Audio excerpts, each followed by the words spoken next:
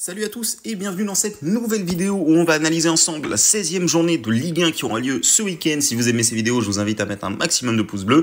Et sachez les amis que vous pouvez rejoindre mon canal Telegram public. Vous avez le lien dans la description ou dans les commentaires. Ça va vous permettre de voir ce que je joue personnellement et également de profiter de pronostics publics que je partage là-bas. D'ailleurs, il y aura un pronostic Ligue 2 qui sera partagé très rapidement pour ce samedi. Donc les amis, 16e journée de Ligue 1, Monaco-Lyon, gros match qui commence dès vendredi soir. On a une équipe d'Olympique Lyonnais qui a retrouvé la victoire, qui a gagné 3-0. C'est une première les amis, hein, victoire sans prendre de but. Enfin, c'était déjà arrivé une fois du côté du Stade Rennais, mais en tout cas à domicile, c'était la première victoire pour les Lyonnais qui ont fait le travail qui avait grandement besoin de gagner parce que Toulouse, eh bien, c'était le premier non relégable, donc ils se devaient tout simplement de ne pas perdre ce match-là. Ils l'ont fait avec un triplé de Lacazette, donc attention, voilà, Lyon va peut-être revenir enfin un petit peu sur une bonne série. Voilà, c'est quand même un effectif assez costaud. Voilà, il y a quand même des joueurs de talent, hein, notamment Lacazette, Cherki, Cacré, Tolisso. Il y a quand même une bonne équipe. Lopez notamment, des bons joueurs capables d'espérer mieux qu'une place en Ligue 2 tout simplement les amis. Et de l'autre côté, ils vont jouer contre Monaco. Attention, Monaco qui est très très bon cette saison, c'est tout simplement l'une des meilleures attaques du championnat. C'est même la deuxième meilleure attaque du championnat, juste derrière le PSG. Monaco qui à domicile est plutôt intéressant, a déjà fait tomber des gros, hein, comme notamment ici l'OM, comme notamment Lens. Donc attention, une équipe de Monaco qui réussit bien contre les gros, qui est en meilleure posture ici pour aller chercher une victoire contre Lyon. Maintenant, voilà, Monaco a quand même des absents. Hein, je regardais un petit peu, voilà, bon, il y a les absents de longue date comme Mbolo, Caio Henrique. C'est des joueurs très importants, mine de rien. Hein, donc, et il y a aussi Golovin qui sera suspendu, qui a reçu un carton rouge au dernier match. Donc c'est un joueur très important, c'est l'un des meilleurs buteurs de l'AS Monaco. Et on aura également le défenseur Vanderson qui sera suspendu. Donc attention, Monaco arrive pas avec toutes ses armes en présence pour ce match-là. Moi, il y a un pronostic qui m'intéresse. Alors la cote est pas folle, mais je le conseille quand même parce que je pense que Lyon, voilà, ils ont quand même retrouvé du talent offensivement avec notamment Lacazette qui vient de signer un triplé. Il pourrait remarquer dans ce match-là. Mais je vous conseille tout simplement Lyon inscrit au moins un but, c'est coté à 1,34 sur Betclic et pourquoi pas un 2 buts partout entre ces deux équipes. Hein. Voilà, je pense que Lyon, voilà, ils ont peut-être trouvé enfin quelque chose avec cette victoire 3-0. C'est la première fois qu'ils gagnaient comme ça à domicile, en plus en mettant plusieurs buts d'écart. Donc pourquoi pas, ça va être compliqué, mais pourquoi pas aller chercher un truc du côté de Monaco. On va passer au match Le Havre contre Nice. Alors je vais juste me remettre sur la page de samedi, comme ça on y verra plus clair. Donc à 17h, il y aura Le Havre contre Nice. Donc les Niçois qui font une très bonne saison. Hein, je suis toujours impressionné de cette équipe niçoise défensivement.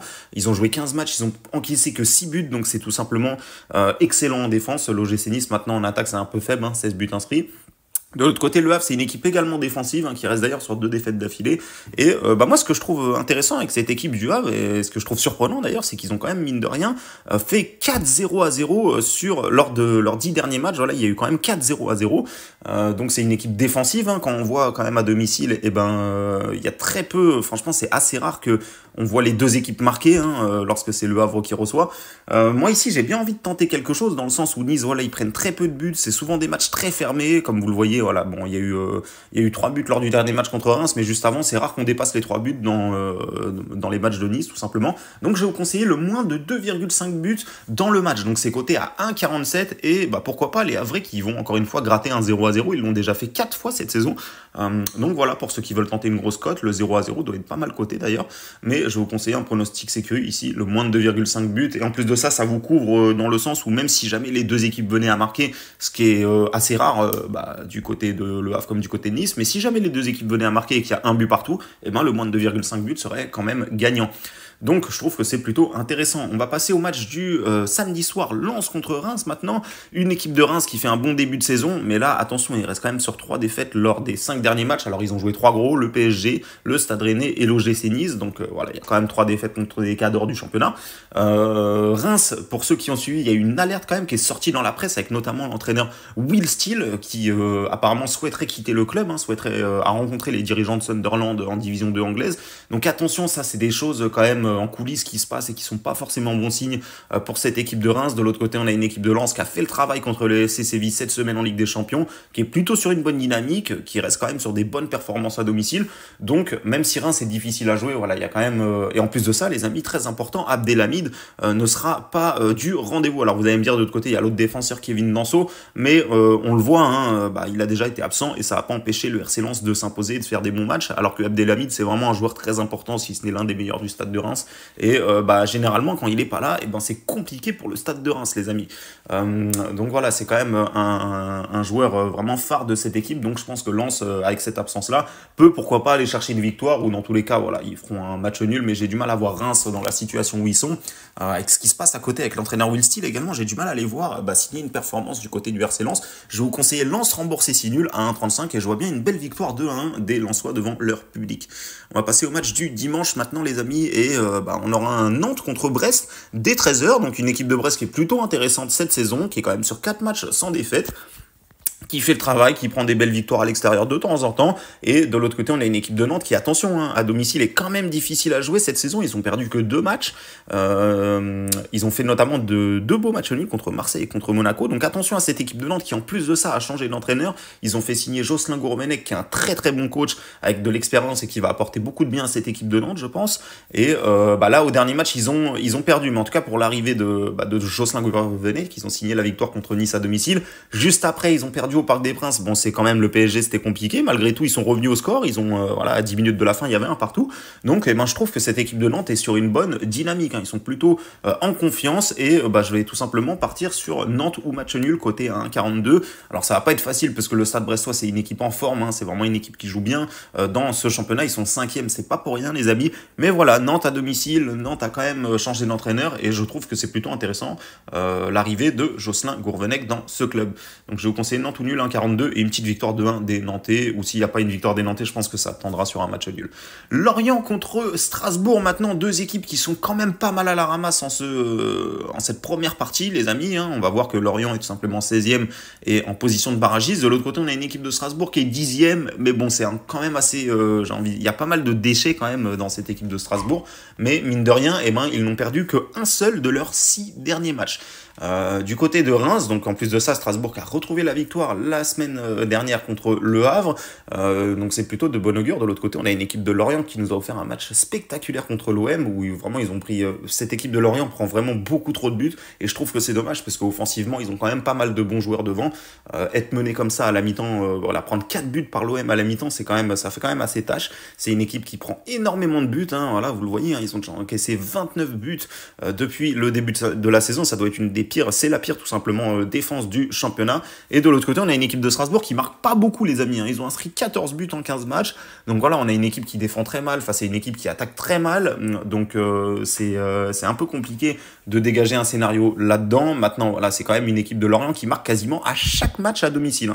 Vous pouvez aller voir, vous allez voir que c'est arrivé une seule fois cette saison où ils n'ont pas marqué de but à domicile, c'était contre Lens. Et de l'autre côté, on a une équipe de Strasbourg qui reste, mine de rien, sur 4 matchs d'affilée où les deux équipes ont marqué tout simplement. Donc j'ai bien envie de partir sur ce pronostic-là. Les deux équipes marquent. En plus de ça, c'est coté à 1,80. Alors la cote est haute, c'est pas pour rien. Comme je l'ai précisé, Lorient, c'est tout simplement la pire défense du championnat. Strasbourg, c'est l'une des pires attaques du championnat.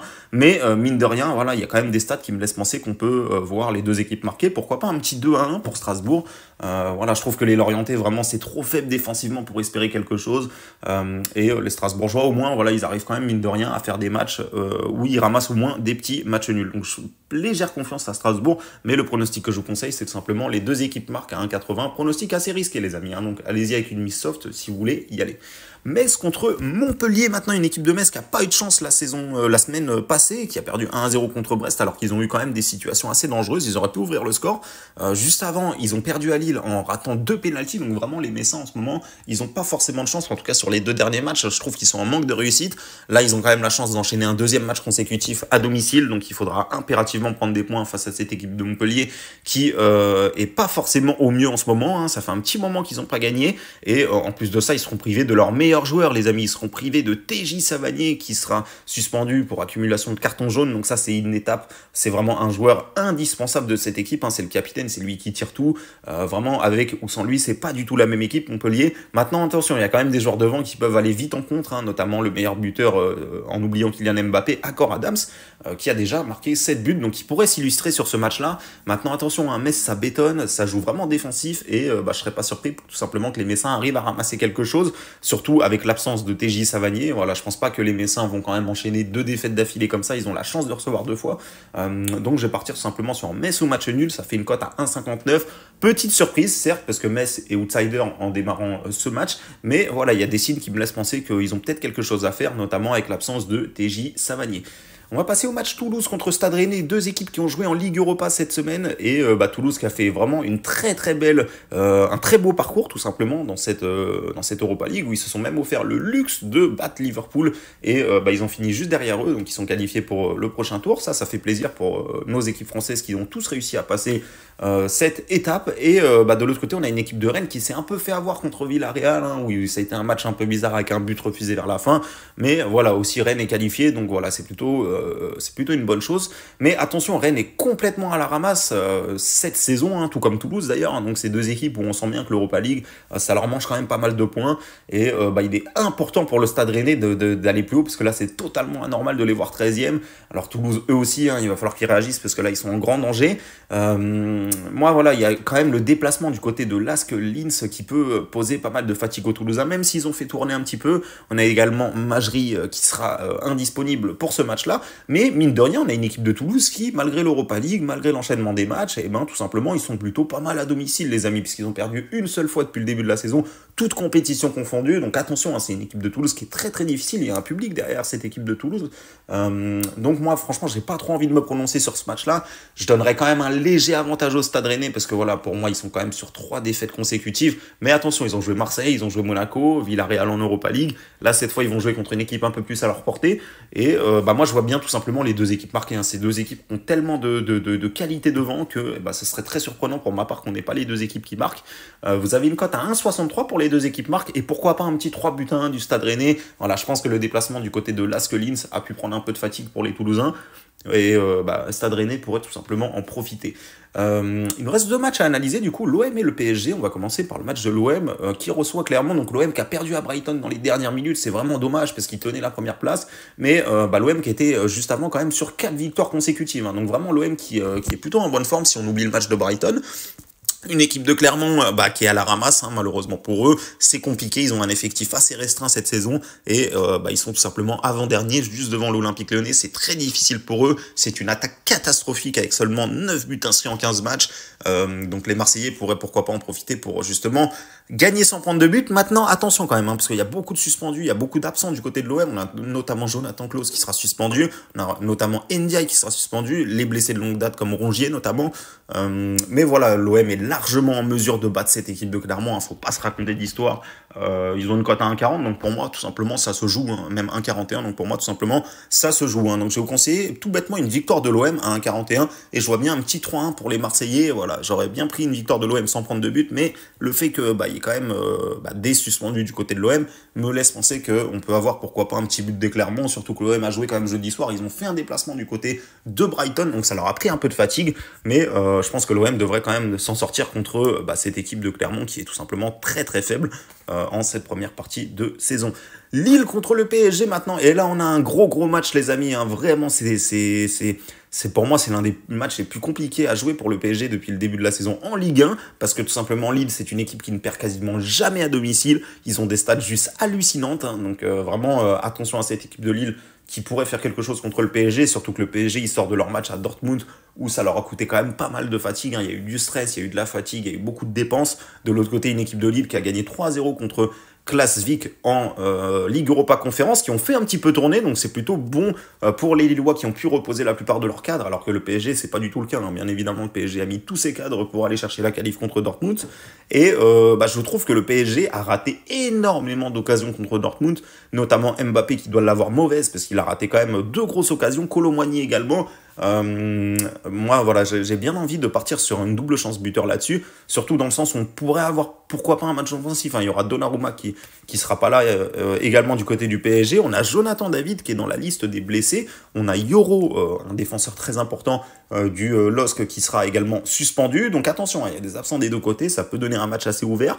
Moi je pense que Mbappé et Kolo Muani ont clairement envie de se rattraper, hein. Ils ont raté quand même beaucoup d'occasions contre Dortmund, et si Kolo Muani est titulaire, pourquoi pas partir sur une double chance Kolo Muani ou Kylian Mbappé. Hein. Ça vous fait une cote à 1,39. On l'aura peut-être d'ailleurs en code boosté. Donc voilà, pour ceux qui veulent également profiter des boosts, j'en partage régulièrement sur mon canal Telegram. Hein, n'hésitez pas à le rejoindre. Et en score, je vois bien pourquoi pas un petit 1 but partout, dans le sens où le PSG, ils peuvent faire un match nul, ils resteront quand même premiers. Et avec le match à Dortmund, qui a eu de la fatigue, et quand on voit les résultats de Lille à domicile, eh ben, c'est tout simplement très compliqué d'aller jouer une défaite de Lille, dans le sens où ils perdent quasiment jamais chez eux. Donc voilà les amis, on a analysé cette 16e journée de Ligue 1. J'espère que ça vous a fait plaisir, j'espère que ça va vous servir à encaisser vos pronostics. Et encore une fois, si vous souhaitez davantage de pronostics, voir les pronostics sur lesquels je mise de l'argent et profiter d'autres conseils, n'hésitez pas, vous avez le lien Telegram dans la description ou dans les commentaires. Et je vous dis à bientôt pour une prochaine vidéo.